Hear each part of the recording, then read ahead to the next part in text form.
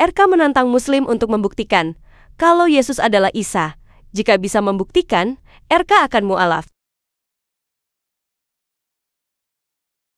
Ya, coba buktikan kalau Yesus adalah Isa. Silakan. Sehingga Yesus yang saya imani gini. Dampaknya adalah ketika kamu bisa membuktikan Yesus adalah Isa, berarti Yesus yang saya imani itu betul-betul hanya sebatas nabi. Silakan. Kamu kan Ustadz, tunjukkan dalil-dalilnya. Saya bukakan di sini nggak apa-apa. Silakan. Buktikan Yesus adalah Isa.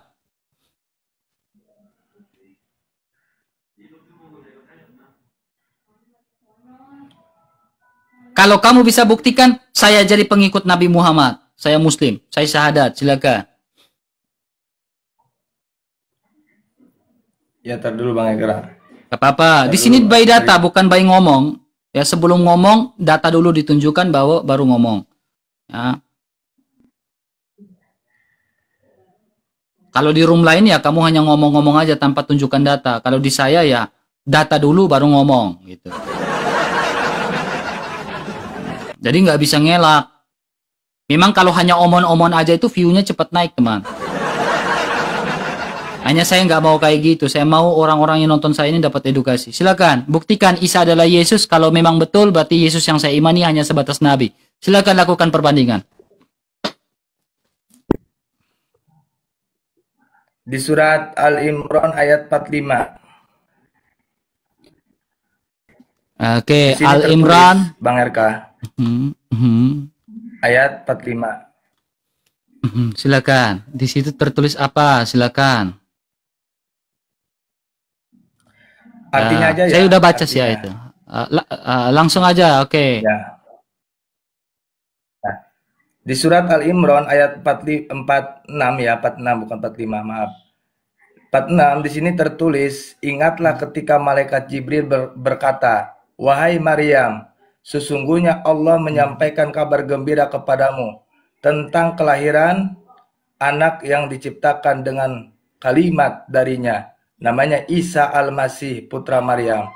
Seorang yang terkemuka di dunia dan akhirat. Serta termasuk orang-orang yang didekatkan kepada Allah Subhanahu wa Ta'ala." Jadi di sini sudah jelas bahwa malaikat Jibril datang kepada Siti Maryam. Coba baca Al-Qur'annya, Arabnya coba. Oke. Idh qalatil malaikatu ya Maryamu innallaha yubashshiruki bikalimati minhu. Oke, itu ada kata Masihu enggak? Ya, minhu ismuhul Masihu. Masihu, ada Basyiru enggak? Ada kata Basyar enggak? Ada kata Basyar enggak? Ya. Basyiru ada enggak? Yubashshiruki. Mana Basyirukinya? Mana Basyirukinya? Nih. Ya. Basyiruki itu dari asal kata apa? Basyar enggak? Ya, Basyar. Oke, Basyar itu kata etimologinya apa? Ntar dulu bentar. Oke, jadi ada dua pembahasan di sini teman-teman. 1,5 teman-teman perhatikan. Yang pertama kata Masihu dan yang kedua ada kata Basyar. Ya, pegang dua kata ini teman-teman ya. Ya, pegang dua kata ini. Ya, ini pembelajaran teman-teman. Yang pertama kata Basyiru, kata Basyar, yang kedua kata Masihu. Ya, di sini kita mulai etimologikan pelan-pelan. Ya, saya harap kamu bisa mengerti. Silakan. Artinya itu menggembirakan. Oke. Kalau kata Basyar itu. Basyar itu artinya menggembirakan, betul? Ya, betul. Oke, coba kamu cek gali lebih dalam. Basyar artinya daging nggak? Sebentar. Basyar itu artinya daging nggak?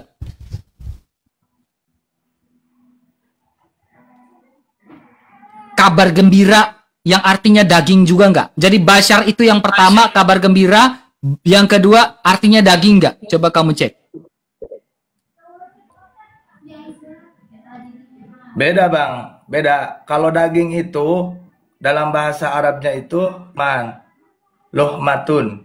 Ya, enggak, kabar gembira yang artinya daging. Ini menurut Ibnu Katsir nih. Nih. Mana? Itu apa itu? Jadi, oke, makasih. Jadi gini teman, ya. Jadi menurut buku yang saya baca, ya, buku yang saya baca, ya, di sini ya Ibnu Katsir, ya. Jadi ada dua kata. Jadi basyarnahu. Basyarnahu itu arti nggak dengan basyir tadi? Dari dasar kata yang basar nggak? Dasar katanya basar nggak? Basyarnahu itu kata dasarnya basar nggak? Kata asal dari kalimat basyar gitu. Ya. Coba kamu etimologikan kata basyar itu apa? Basyarnahu itu apa? Nah, kata dasar dari basyarnahu itu apa? Nanti kau akan temukan. Al-Bashar adalah salah satu sebutan untuk manusia dalam Al-Quran yang merujuk pada manusia sebagai makhluk biologis atau fisik yang memiliki kulit. Daging. Kata bashar berasal dari bahasa Arab yang berarti kulit atau permukaan tubuh yang nampak dalam Al-Quran. Oke. Nampak ya? Yang nampak. Oke. Nampak. Di situ dia menggunakan kata bi kalimatin enggak? Iya, bi kalimati. Surat 3 ayat 45. Nah, bi kalimatin itu artinya apa? Bentar. Tolong jangan telepon saya dulu ya. Yang telepon saya jangan telepon saya dulu. Saya lagi fokus nih. Bi kalimatin itu artinya apa?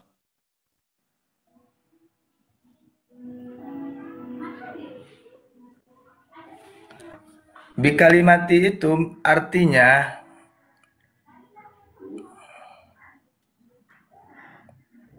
bi kalimati itu ya firman dengan firman dari ya.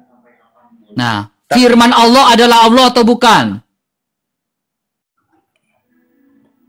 Yaitu perkataan, itu sifat. Firman Allah, firman itu kata sifat atau kata benda? Sebentar.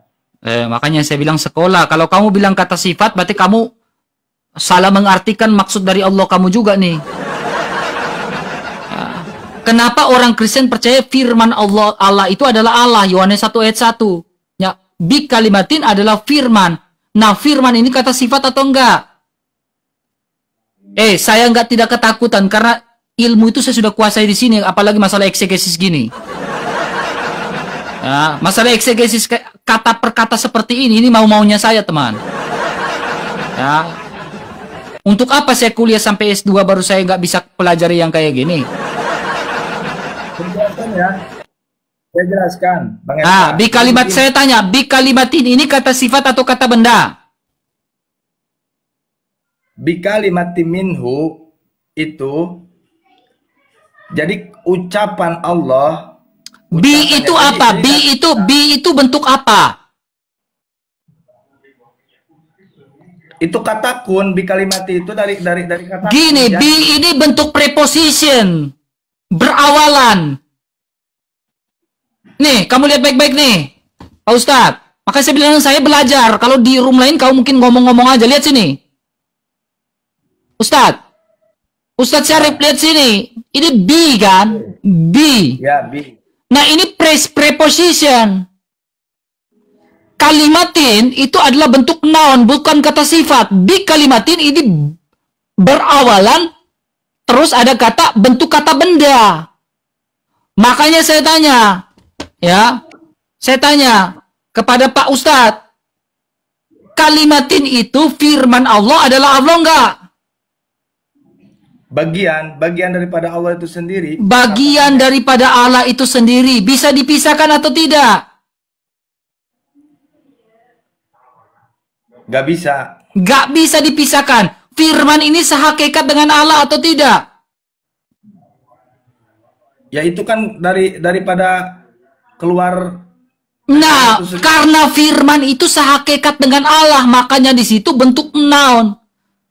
Makanya Alkitab mencatat di Yohanes 1 ayat 1, pada mulanya adalah firman, firman itu bersama-sama dengan Allah, firman itu adalah Allah. Sehakikat firman itu sehakikat dengan Allah, karena firman itu adalah Allah. Nah, ada kata di situ basyar. Nah, sehingga kata basyar yang tadi kamu bilang, nih, saya tunjukkan kepada kamu. Ini di dalam Yohanes 1 ayat 14. Makanya saya bilang ini kamu dengan saya, kamu akan lebih banyak membaca seperti ini. Saya gunakan Masoret ya. Di sini dia bilang apa? Firman itu telah menjadi manusia. Jadi kau bilang Basyar itu kabar gembira. Memang Bunda Maria menerima kabar gembira dari malaikat Gabriel. Sehingga firman yang datang itu menjadi manusia adalah kabar gembira. Lihat sini Pak Ustadz. Firman yang adalah kabar baik itu menjadi manusia. Nah, ketika firman menjadi manusia ini diterjemahkan sebagai Basyar. Nih, Yohanes pasal 1 ayat yang ke-14. Nih, Pak Ustadz, saya tunjukkan. Tapi kan pengertian firman di kekristenan dan di Islam itu berbeda, Bang RK. Kau lihat baik-baik. Berbeda karena kalian salah memahami, Pak. Nih. Di sini dia bilang apa? Hadafar. Hadafar ini adalah sang firman, ya. Hadafar Nihya, Basyar. Nah, di sini dia menggunakan Basyar. Nih. Basyar ini artinya kabar gembira seperti yang kau bilang. Tetapi Basyar ini juga artinya daging. Nyata. Nah, kabar gembira yang menjadi nyata adalah firman ini ketika firman ini menjadi manusia. Makanya di sini dia menggunakan bi kalimatin. Karena bi kalimatin ini adalah bentuk noun. Ya. Bi kalimatin bukan bentuk kata sifat adjektif, bukan. Bi kalimatin ini bentuk kata benda. Karena firman itu sehakikat dengan Allah dan datang dari Allah.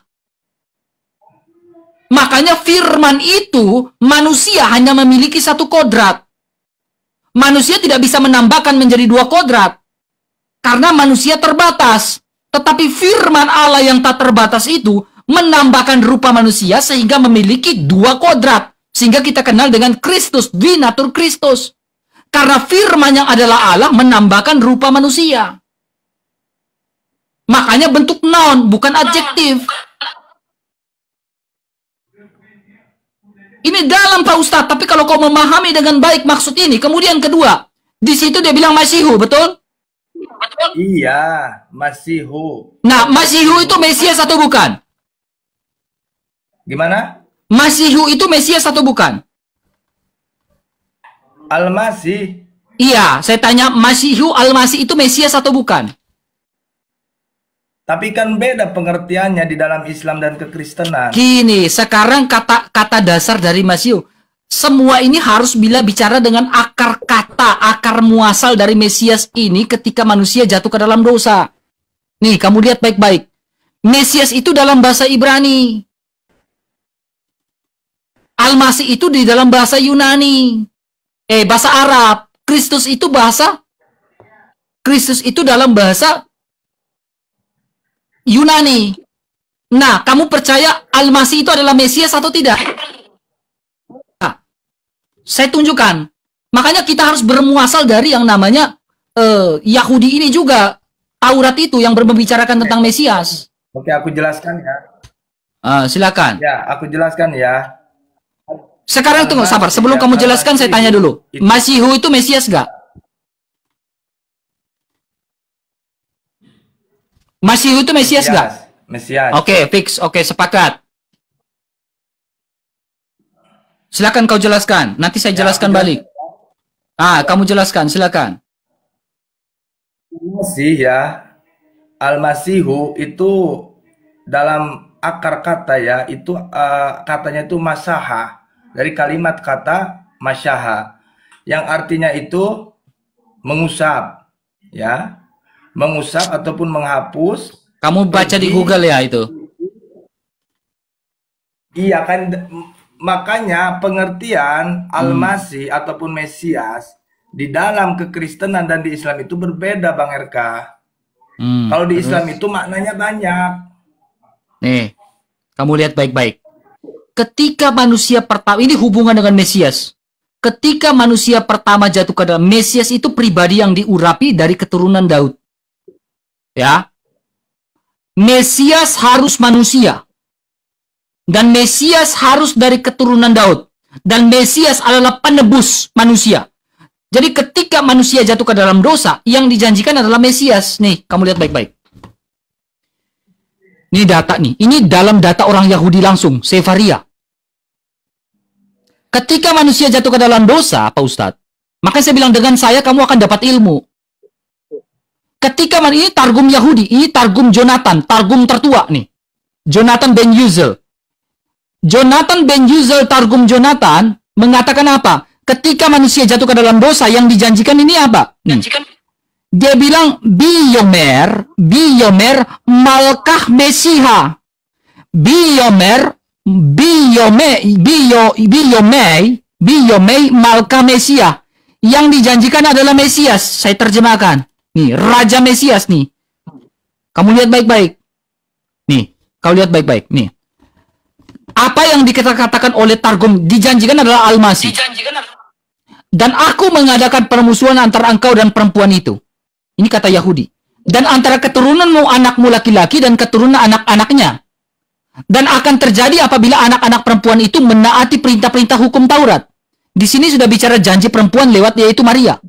Taurat itu mereka akan siap untuk memukul di kepalamu. Tetapi apabila mereka meninggalkan perintah-perintah hukum Taurat, engkau akan siap untuk melukai tumit mereka. Meskipun demikian, bagi mereka akan ada obat. Obat dari dosa, nih. Obat dari dosa. Jadi, Jonathan Ben Yuzel, seorang rabi Yahudi, mengatakan apa? Obat dari dosa-dosa manusia adalah apa? Raja yang adalah Al-Masih. Makanya kamu perhatikan di sini. Masihu surat 3 ayat 45 yang kau bicarakan tadi, disebut sebagai Mesias. Karena memang sejak awal Mesias itu sudah dijanjikan dari Tauratnya Nabi Musa. Makanya saya bilang, kalau berbicara tentang Mesias, berarti kamu melihat sudut pandang dari Yahudi. Kamu tidak bisa melihat Mesias dari sudut pandang Arab. Gak akan masuk. Apakah Daud itu Mesias? Bang Erkan? Daud bukan Mesias, tetapi Daud itu, kita bicara tentang Daud. Nih, saya buka kitab ya, maaf, saya buka kitab. Ya, saya buka kitab. Sabar, saya tunjukkan datanya buat kamu. Ya, Daud bukan Mesias, tetapi Daud adalah raja. Nih, apa yang Yesus katakan tentang Daud? Nih, apa yang Yesus katakan tentang Daud? Ya, di dalam Matius 22 ayat yang ke-41. Ya. Matius 22 ayat 41. Nih, apa yang Yesus katakan tentang Daud? Ya, makanya lihat dari sudut pandang Yahudi, bukan lihat dari sudut pandang Arab. Nih. Hubungan antara Yesus dan Daud. Ketika orang-orang Farisi sedang berkumpul, Yesus bertanya kepada mereka,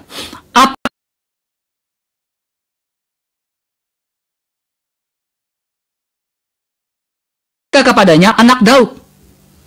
Kata kepada mereka, jika demikian bagaimana Daud, Raja Daud oleh pimpinan Roh Allah dapat menyebut Mesias itu adalah tuannya Daud? Daud memanggil Mesias itu adalah Tuhannya dia. Itu di dalam Mazmur pasal 110 ayat yang ke-1. Itu Mazmur Daud, kitab Zabur. Tuhan telah berfirman kepada Tuanku, duduklah di sisi kananmu sampai musuh-musuhmu kutaruh di bawah kakimu. Jadi, jika Daud menyebut dia Mesias tuannya, bagaimana mungkin ia adalah anaknya pula? Maksudnya di sini bagaimana? Maksudnya, Daud ini adalah seorang raja. Bagaimana mungkin memanggil turunannya itu adalah Tuhannya? Itu yang karena memang Mesias berasal dari keturunan Daud. Mesias itu bahasa Ibrani, bahasa Arabnya Al-Masih. Yang dijanjikan oleh Allah adalah Al-Masih. Makanya melihat Al-Masih itu dari sudut pandang orang Yahudi, bukan dari orang Arab, sudut pandang. Gitu Pak Ustadz. Ini pemahaman dalam nih. Saya harap kamu mengerti. Melkisedek itu gimana? Apakah... Nah, bicara tentang Melkisedek dan Yesus, ini bicara tentang prototipe dan tipologi. Melkisedek ini adalah seorang imam, raja yang saleh. Kalau bisa saya katakan, Melkisedek ini adalah Kristofani dari Yesus Kristus, pribadi Kristus sebelum Inkarno masuk ke dalam dunia ini. Makanya Yesus mengatakan sebelum Abraham menjadi ada, aku telah ada.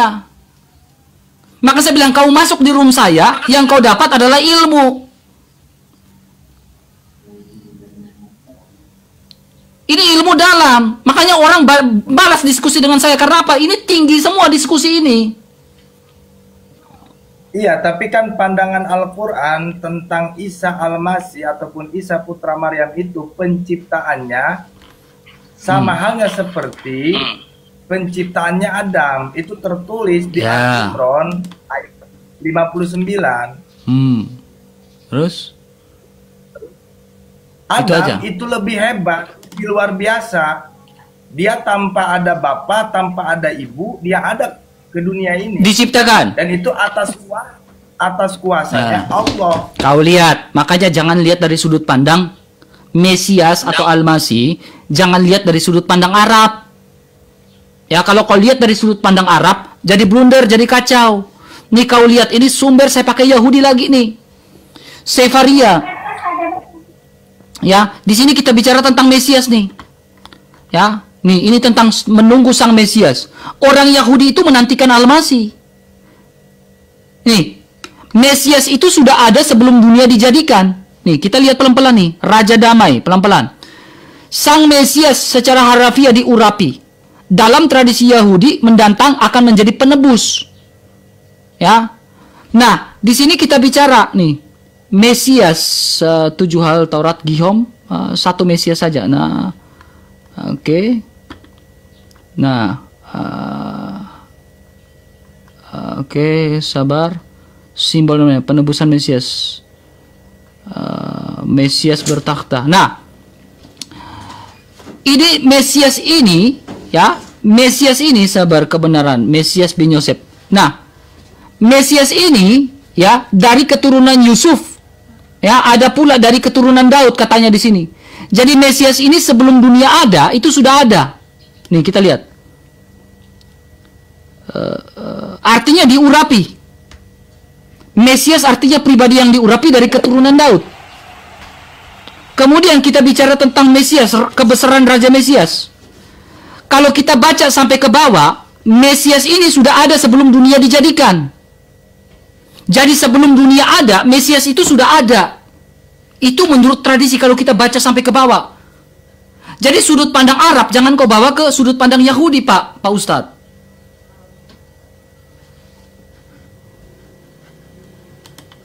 Mute-mu, Pak Ustadz. Buka mute-mu, Pak Ustadz. Buka mute-mu. Ya Bang RK, begini Bang RK, kita bantu saya bukain data di Lukas 1 ayat 35. Oke, kita lagi berbicara konteks ya, Lukas 1 ayat 35. Ya, kenapa dengan Lukas 1 ayat 35? Ya, silakan.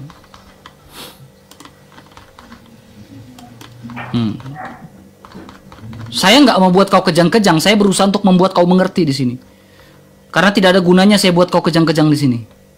Nah, di sini tertulis ya Bang RK, jawab malaikat itu kepadanya, Roh Kudus akan turun atasmu dan kuasa Allah yang maha tinggi akan mengenaungi engkau. Berarti Roh Kudus ini turun terhadap Maria. Terus? Betul nggak? Terus? Pertanyaannya, gimana kalau Yesus itu gak jadi lahir? Baca sampai habis. Ya, oke, aku baca sampai habis. Saya nggak akan buat kau emosi di sini. Saya buat kau mengerti di sini. Karena percuma saya buat kau kejang-kejang di sini. Kau nggak akan masuk Kristen. Sebab itu anak yang akan kau lahirkan itu akan disebut kudus, anak Allah. Anak Allah atau anak Maria? Anak Maryam, anak di situ anak disebut anak Maryam atau anak Allah?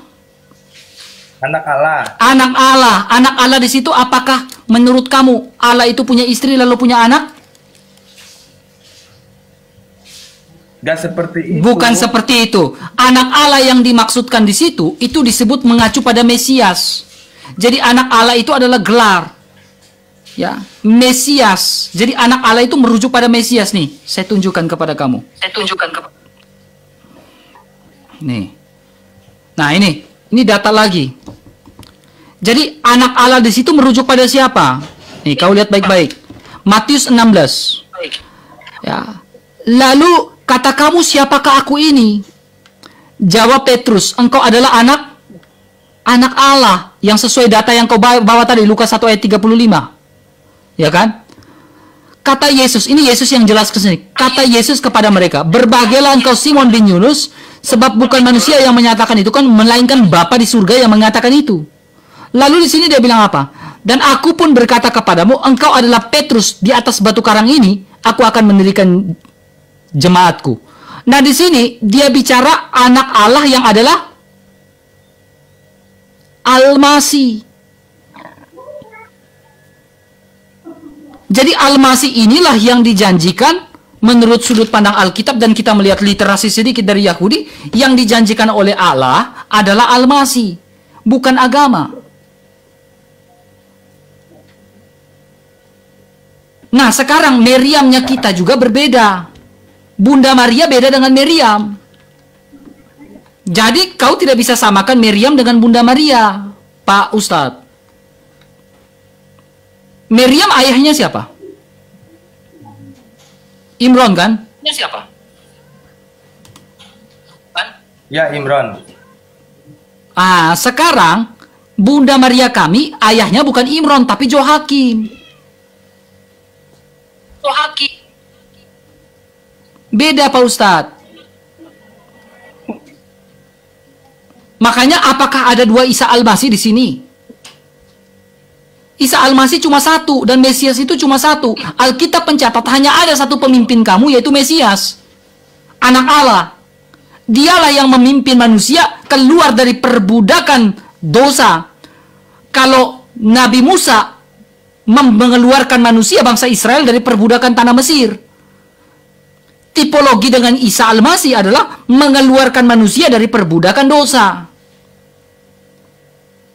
Makanya dalam Kejadian 3 ayat 15, pandangan atau pendapat atau komentari dari seorang rabi Yahudi, Jonathan ben Yuzel, yang dinantikan untuk mengobati manusia dari dosa adalah Al-Masih, raja. Al-Masih disebut sebagai raja. Kalian ini sudah percaya Isa Al-Masih loh. Hanya saja kalian tidak mau mengakui dia penebus kalian. Nah, itu persoalan. Karena apa? Kalian yang kalian pakai sudut pandang Arab, bukan sudut pandang Yahudi. Ya, karena kami menganggap Isa Al-Masih itu cuma sebagai nabi dan rasul. Dia sama hal seperti kita manusia, hamba, seorang hamba. Berarti Isa Al-Masih kita beda, Pak. Intinya Isa Al-Masih kita beda. Isa Al-Masihnya Kristen beda dengan Isa Al-Masihnya Islam. Beda, dua sosok yang berbeda. Memang pada zaman itu ada dua sosok Isa. Isa yang disebut Al-Masih, yang disalibkan, dan Isa Barabas yang tidak disalibkan, seorang penjahat. Pak Syarif, Pak Ustadz ngimani Isa yang disalib atau Isa yang tidak disalib? Saya mengimani Isa yang tidak disalib. Nah, pada zaman atau konteks Alkitab, Isa yang tidak disalib adalah seorang penjahat, yaitu Barabas. Udah, yang Pak imani, Pak Syarif imani itu adalah Barabas. Karena yang tidak disalib menurut sudut pandang Alkitab adalah Isa Barabas. Makanya sudut pandangnya berbeda. Sudut pandang Kristen yang disalibkan adalah Isa Al-Masih. Sudut pandang yang mengatakan Isa tidak disalibkan adalah Barabas, seorang penjahat. Ya udah, nikmatin saja. Memang ada dua sosok Isa pada zaman itu. Silakan saja kalau mau mengimani Isa yang tidak disalibkan. Saya mengimani Isa yang disalibkan. Sesuai yang dinubuatkan dalam kitab-kitab sebelumnya. Berarti Bang RK mempunyai pandangan bahwa Yesus dan Isa itu berbeda. Oh, berbeda. Dua Coba sosok yang berbeda. Berbeda. Coba kamu buka di dalam surah Al-Imran ayat yang ke-35. 35 dan 36, coba. Coba Pak Ustadz buka. Surah Al-Imran ayat 35 dan 36, coba. Kita buka satu persatu Pak Ustadz. 35. Iya, 35 dan 36, coba. Beda, Ustadz.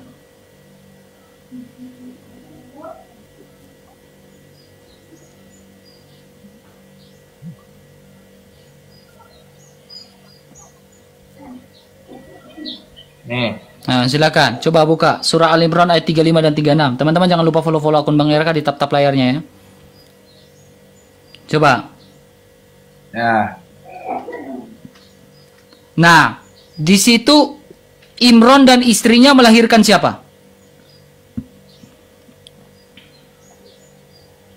Artinya saya baca dulu ya. Nah, baca dulu coba, saya dengar. Idh qalat imra'atu Imran Rabbi inni nazartu laka ma fi batni muhararan fataqabbal minni innaka antas samiul alim. Yang artinya ingatlah ketika istri Imran berkata, wahai Tuhanku, sesungguhnya aku menazarkan kepadamu apa yang ada di dalam kandunganku murni untukmu berkhidmah di Baitul Oh, Maqdis. maaf, itu Al-Imran 34 ya, maaf. Coba surah ya Al-Imran ayat 36 coba, ayat 36. Ya ini 35 ini. Ah, 35 36 coba, 36. 36 coba. Coba Pak Ustadz buka ayat 36. Ah. Imran itu siapanya Maryam? Yang artinya ketika melahirkannya dia berkata, wahai Tuhanku, aku telah melahirkan anak perempuan. Padahal aku lebih tahu apa yang dia, yaitu istri Imran, lahirkan. Laki-laki tidak sama dengan perempuan. Aku memberinya nama Maryam, serta memohon perlindunganmu untuknya dan anak cucunya dari setan yang terkutuk. Ya, jadi Imran punya anak perempuan siapa? Imran punya anak perempuan siapa? Maryam. Maryam. Sekarang Maryam punya saudara siapa? Coba buka surah Maryam 28. Surah Maryam 28. Coba Maryam 28. Makanya saya bilang, ayolah, jangan lama-lama masuk karisteng. Ah. Saya yang ngajarin kau Bible, Pak Ustadz. Kalau kamu masuk karisteng, saya yang ngajarin kau Bible. Coba kau buka surah Maryam 28. Ya ini. Coba, wahai saudara perempuan Harun. Nah, siapa saudara perempuan Harun? Tar dulu, ini penjelasannya panjang nih. Nah, panjang silakan. Wahai saudara perempuannya Harun, ayahmu bukan seorang yang berperawai buruk dan ibumu bukan seorang penjina.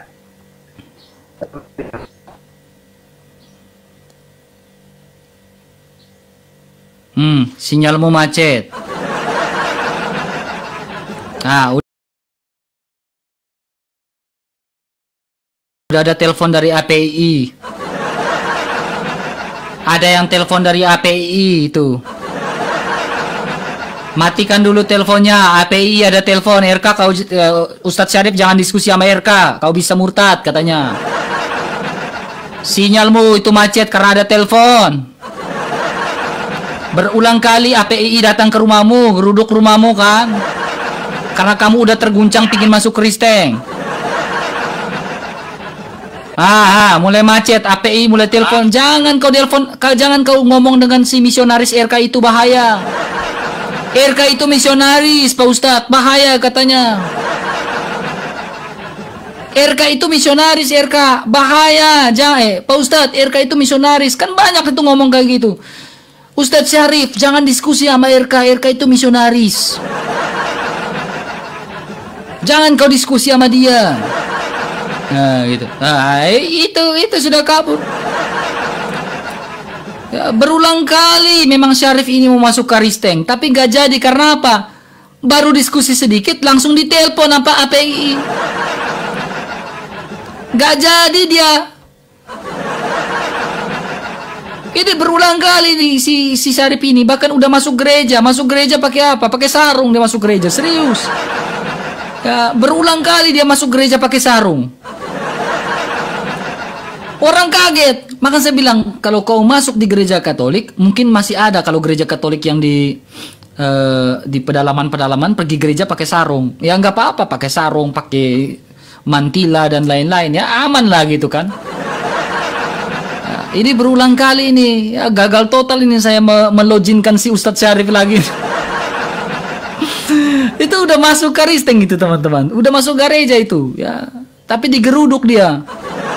Gak jadi dia masuk Karisteng karena apa? Digeruduk, didatangin rumahnya. Syarif kamu, sampai ada buang bahasa itu. Syarif, kamu itu RK itu misionaris. Ya jangan kau diskusi sama misionaris RK itu, bahaya, bisa jadi kau itu murtad katanya. Bisa jadi kau itu dikatakan apa? Kafir katanya.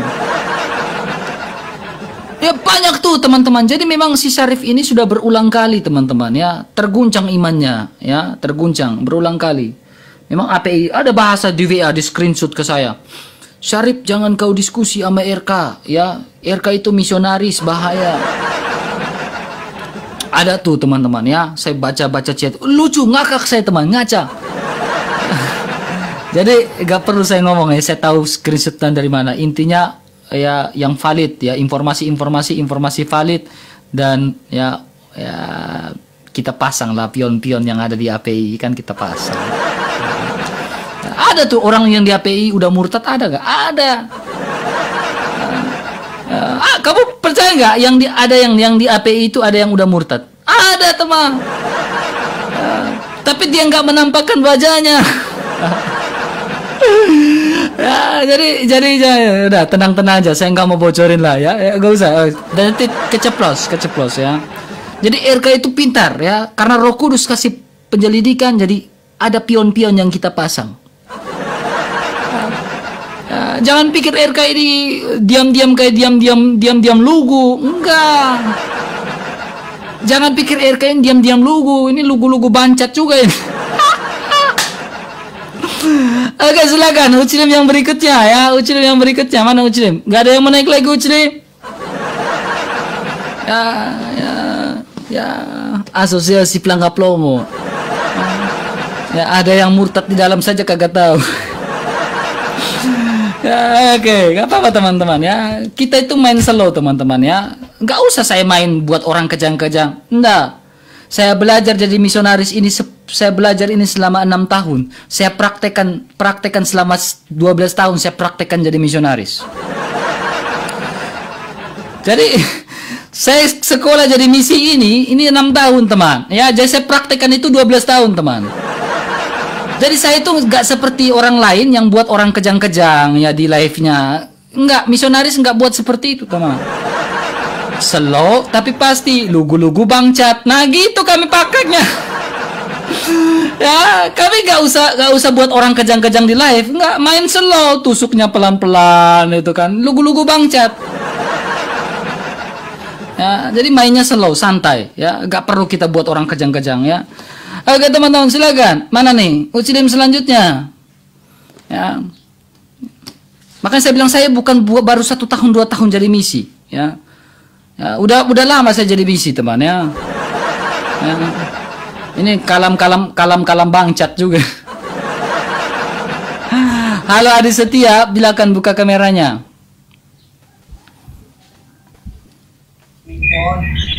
Buka kameranya. Ini akun baru Bang RK teman-temannya, dia follow saja. Ini lagi ya. Ini lagi Asi Adi Setia. Berisi kau di situ lagi kerja teman. Ya apa yang mau kau diskusikan lagi? Gak ada yang kita diskusikan lagi Aldi. Karena apa? Kau sudah mengakui Nur Muhammad sehakikat dengan Allah, dan Nur Muhammad adalah Allah. Udah. Saya nggak bisa diskusi panjang lagi. Udah Tritunggal itu. Udah Tritunggal itu. Iya. Jadi gak ada lagi yang perlu kita diskusikan lagi teman. Saya setuju. Udah setuju. Tapi kamu imani, saya tidak imanin. Persoalannya itu. Begitu pula saya mengakui Tritunggal, Yesus adalah Tuhan sehakikat dengan Allah. Tapi almasi juga saya imani, RK, gimana itu? Nah, gini teman, kamu mau diskusi pakai data dengan saya masalah ini, nih, kamu lihat baik-baik. Nih, kamu berisik masalahnya teman di situ. Nih, ketika manusia pertama jatuh ke dalam dosa, yang dijanjikan Allah itu adalah Al-Masih. Nih, ini saya buka Sefaria nih. Ini Targum Jonathan Ben Yuzil, Rabi tertua. Di sini dia bilang Beyomei, ya, Malkah Mesiha. Mesiha ini bahasa Arab, bahasa Ibrani. Bahasa Arabnya Al-Masih, bahasa Yunaninya Kristus. Ya, jadi obat dari dosa-dosa manusia itu adalah Al-Masih ini. Nih, kita lihat obat dari dosa manusia itu Al-Masih. Nah, Kejadian 3. Nah, ini. Ketika manusia jatuh ke dalam dosa, obat dari dosa itu adalah raja yang adalah Al-Masih. Ini tua nih, pandangan Rabi Yahudi tua nih. Gitu, ya. Jadi kamu harus percaya kepada Isa yang betul-betul sudah mati dan bangkit. Kalau kamu tidak percaya itu ya sama aja, berarti Al-Masih yang kau imani Isa tidak mati, Isa tidak bangkit. Kamu kan tidak mengimani Isa mati. Iya, mengimani Isa tidak pernah mati kalau saya. Iya. Bukan pernah mati tapi tidak pernah mati. Nah, itu persoalannya di situ. Sementara nubuatan-nubuatan dari kitab-kitab sebelumnya, ya Yesaya 53 itu sudah sangat jelas bahwa Isa itu mati. Nih. Ya, ini Yesaya 53. Ini Yesaya 53. Nubuatan-nubuatan ini Isa mati nih. Ini sebelum Yesus, firman Allah yang adalah Allah inkarnasi menjadi manusia, dia bilang apa? Ia sangat dihina, sesungguhnya orang menutup matanya. Tetapi sesungguhnya penyakit kita lah yang ditanggungnya. Kesengsaraan kita yang dipikulnya. Padahal kita mengira ia kena tulah, dipukul dan ditindas Allah. Ini sebelum Isa datang, sudah ada nubuatan. Tetapi dia tertikam oleh karena pemberontakan kita. Dia tertikam oleh karena pemberontakan kita. Nah, ini Isa Al-Masih ini tertikam di atas kayu salib. Karena apa? Pemberontakan kita. Makanya di atas kayu salib dia bilang apa? Sudah selesai. Segala nubuatan dalam kitab para nabi sudah digenapi di dalam dia. Bukti sejarah menyatakan Isa mati. Lalu kau bilang Isa tidak mati. Tetapi persoalannya kalian hanya membahas kematian dia. Kebangkitan dia jarang kalian bahas. Gitu. Itu persoalannya. Isa Al-Masih itu saya mempercayai firman Allah itu sendiri, Irka, masalahnya. Jadi firman itu tidak pernah mati, kekal. Betul, saya sepakat. Betul. Betul, saya sepakat dengan kamu. Ya, Alkitab mencatat dia mati sebagai manusia. Ya, tetapi ini firman Allah enggak? Ini buku. Buku ini bisa disobek. Ya, ini adalah dalam Alkitab namanya grafe. Buku ini bisa disobek. Tetapi firman Allah yang ada dalam sini bisa disobek nggak? Nggak bisa disobek. Firman Allah itu kekal, nggak bisa disobek. Tetapi buku ini bisa disobek. Nah, begitu pula kemanusiaan Yesus bisa mati. Tetapi firman Allah yang berdiam di dalam dirinya tidak mati. Kekal. Karena firman Allah yang berdiam di dalam Isa Al-Masih adalah logos bi kalimatin. Nah, itu yang iman Kristen sesungguhnya. Jadi iman sebenarnya kamu ini sebenarnya udah Kristen kalau kamu seperti itu pandangan. Harusnya kamu udah Kristen. Jangan lama-lama, Aldi. Iya, kamu jangan lama-lama.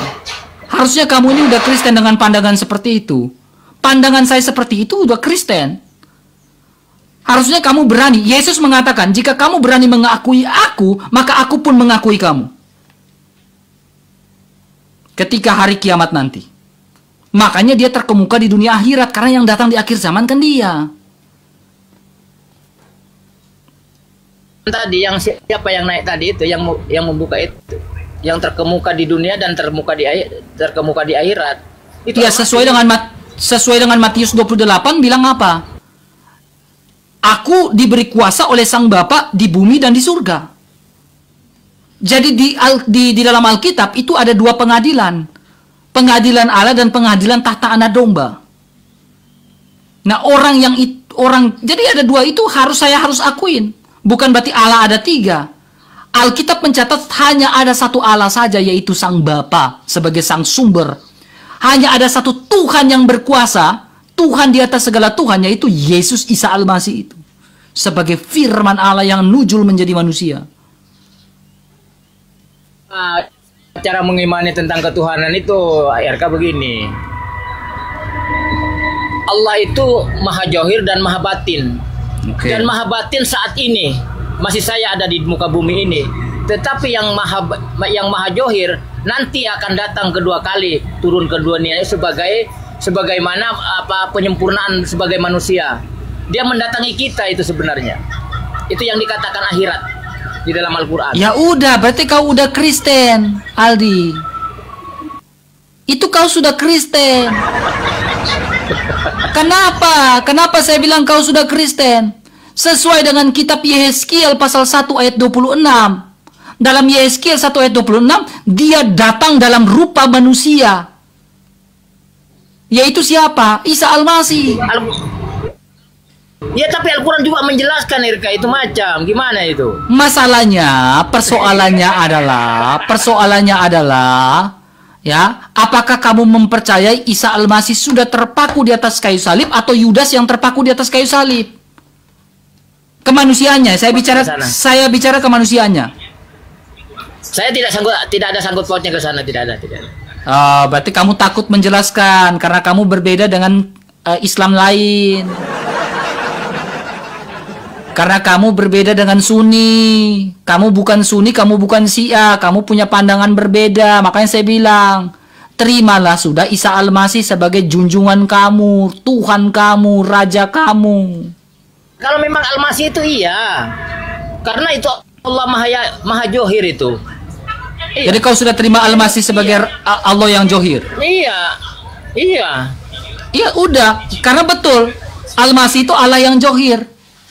Allah yang batin ada Allah yang johir. Allah yang batin itu tak nampak, Allah yang johir Tuhan yang nampak yaitu Al-Masih. Betul. Jadi kapan kau mau dibaptis? Biar saya datangin kau nih.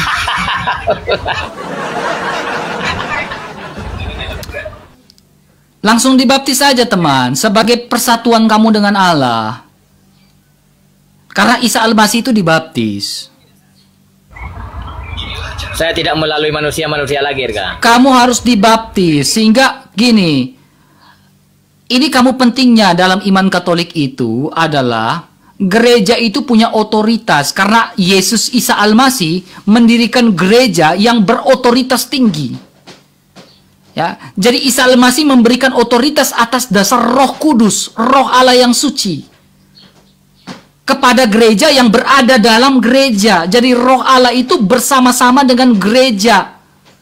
Sehingga gereja memiliki otoritas. Nah, otoritas yang dilakukan oleh gereja salah satunya adalah baptisan. Atas dasar amanat dari Tuhan Yesus, dari Isa Al-Masih. Pandangan kamu ini sebenarnya sudah Kristen. Kata Ustadz Dery, kamu ini sebenarnya sudah Islam. Nah, kamu ini sebenarnya sudah Kristen, tinggal kamu dibaptis saja kapan. Gitu. Gak ada perdebatan, sebenarnya tinggal kamu baptis aja sekarang sih. Buat apa manusia perbuatan manusia itu? Saya sendiri pun meninggalkan segalanya di Islam. Baptisan itu Aldi bukan kehendak manusia tetapi kehendak Allah. Dalam Yahudi, tradisi Yahudi namanya bukan baptisan. Baptisan juga dalam Septuaginta, tetapi dia bilang tefiltem atau bukan tefiltem. Mereka juga mencelupkan. Ya. Jadi kamu memang harus melakukan itu, tefiltem. Baptisan rohani itu, Erga. Sebenarnya baptisan itu masalah rohani sebenarnya, bukan masalah jasad. Salah kamu teman. Salah kamu. Makanya saya bilang kamu perlu belajar Alkitab. Ada baptisan secara harafiah, secara jasmania, ada baptisan secara rohania. Setelah kamu dibaptis secara, kamu dengar dulu. Setelah kamu dibaptis secara jasmania, dicelupkan, ya, kamu akan dibaptiskan secara rohania. Di mana ayatnya? Ada. Nih. Kalau kamu tidak melakukan baptisan secara jasmania, baptisan rohania kamu nggak dapat. Nih.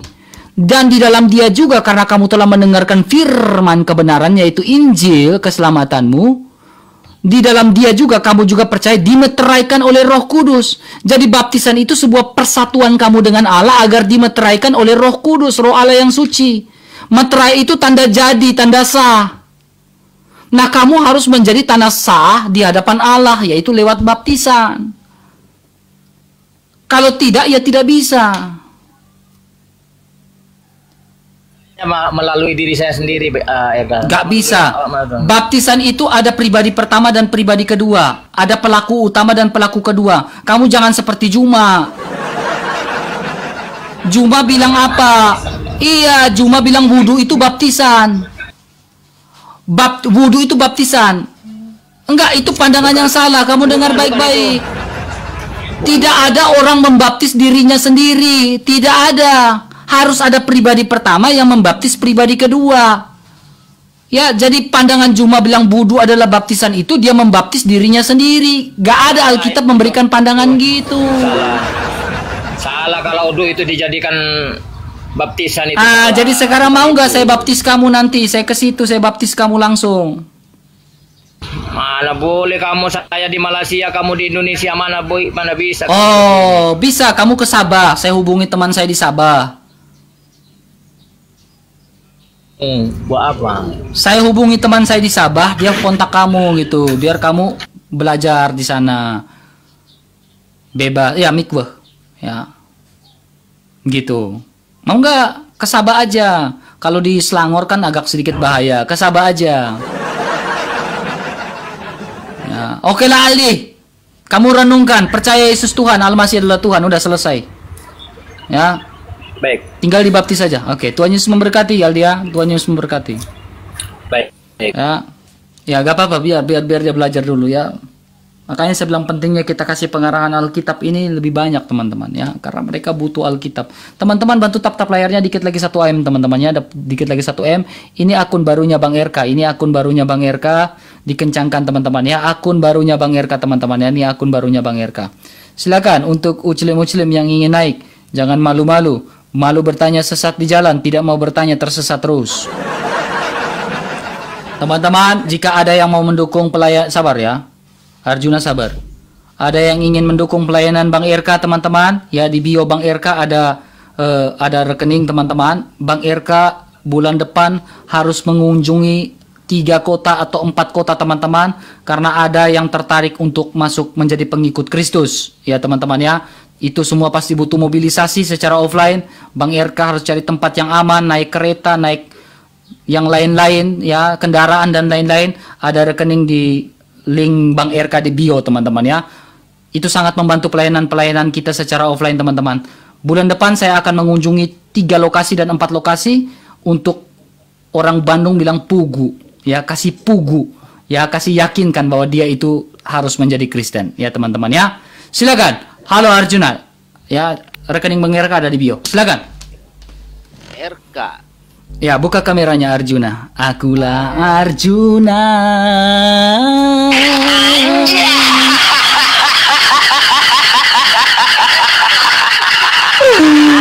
Buka kameranya.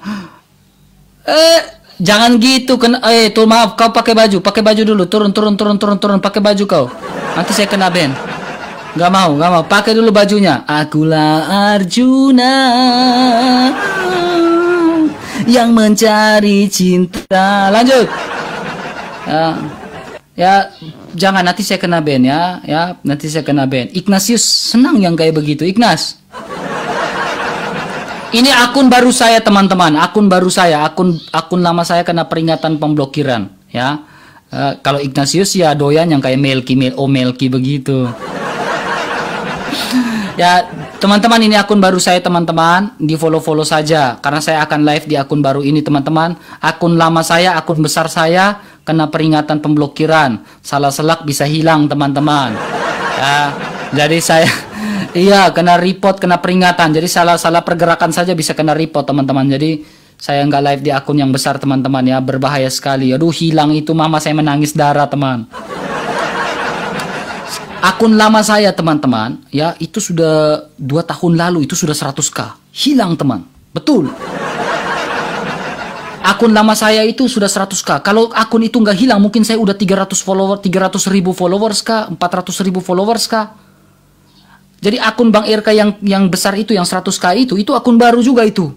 Karena akun yang lama udah hilang juga. Ya, hilang, kena permanen. Jadi akun yang Bang Irka itu saya tidurkan dulu, saya nggak pakai, teman-teman, ya. Berbahaya. Ini akun baru saya, di follow-follow saja, teman-teman, ya. Di follow-follow saja akun baru saya ini, teman-teman, ya. Di follow-follow saja. Ya, berbahaya. Saya tidurkan dulu akun lama saya. Lanjut. Ya, jadi saya bulan depan saya akan mengunjungi 3 kota, 4 kota karena banyak orang yang mau masuk Kristen, teman-teman. Jadi saya harus pugu dan yakinkan mereka untuk terima Yesus, teman-teman, ya. Dan saya butuh banyak biaya dan dana secara mobilisasi, teman-teman. Kalau ada yang tergerak hati ingin mendukung pelayanan Bang RK, silakan saja di nomor rekening Bang RK ada di, sabar Bang, nomor rekening Bang RK ada di link di bio Bang RK. Pencet aja bio, ada link YouTube, ya, dipencet saja di situ ada rekening Bang RK. Halo Pius Teme, Kristen bukan Bang? Saya Katolik Bang RK, cuma mau tanya aja. Ya, silakan. Di Matius 24 ayat 24 itu tentang Yesus berkata bahwa setelah aku akan datang nabi-nabi palsu. Nah, kita itu kan tidak dijelaskan nabi palsu itu seperti apa. Mohon penjelasannya Bang RK. Oke, nabi palsu yang diberitakan itu paling penting adalah bukan cuma di Matius 24, tetapi di dalam kitab Galatia sendiri, ya, Rasul Paulus menegaskan bahwa jikalau ada malaikat yang memberitakan Injil yang berbeda dari apa yang diberitakan oleh para rasul, terkutuklah dia, Maranatha. Itu termasuk nabi palsu. Ya, itu termasuk nabi palsu. Nah, kita melihat indikasi-indikasi nabi palsu. Ya, nabi palsu ini, ya, memberitakan kabar baik yang berbeda. Contohnya, para rasul memberitakan Yesus yang mati, bangkit dan naik ke surga. Ya, sementara nabi palsu memberitakan Yesus, dia membolak-balikan Yesus yang tidak mati, Yesus yang tidak bangkit, Yesus yang tidak naik ke surga. Contohnya seperti itu. Nah, itu termasuk nabi palsu karena memberitakan Injil yang berbeda. Ya. Lagi, nabi palsu yang seperti apa? Nabi palsu yang ada dalam kekristenan juga ada. Makanya dalam Matius 7 ayat 23, Tuhan, Tuhan, bukankah kami bernubuat demi namamu, mengusir setan demi namamu? Pada saat ini kami akan berterus terang. Yesus mengatakan, aku tidak mengenal engkau, enyalah daripadaku, hai semua pembuat kejahatan. Wanes termasuk nabi palsu. Nabinya adalah JT, ya, JT dan Malikil, ya. Rasulnya adalah Billy. Nah, Wanes itu termasuk modalisme, ya, sabialis, ya, termasuk itu nabi palsu. Gitu Bang, ya. Karena memberitakan Injil, orang beritakan Tritunggal, ya dia beritakan yang bukan Tritunggal, ya berarti sesat. Gitu Bang, ya. Oke, makasih. Makasih Bang RK. Ya, tetaplah dalam gereja Katolik dan ikut ajaran dari bapak-bapak gereja. Jangan kemana-mana. Iya. Udah. Okay. Saya ini juga kebetulan aktivis dalam gereja Bang RK. Asli mana Bang, Pius? Saya asli dari Timur Tengah Utara, Keva. Oh, dari Keva, TTU, ya. Saya tinggal di Kediri. Oh, di Kediri. Wong Jowo sekarang, ya. Jowo iki. Wong Jowo iki bukan Wong TTU lagi, ya. Oke. Terima kasih banyak, ya. Tuhan Yesus memberkati, ya. Terima kasih Tuhan. Salve, ya, salve. Salve. Salve.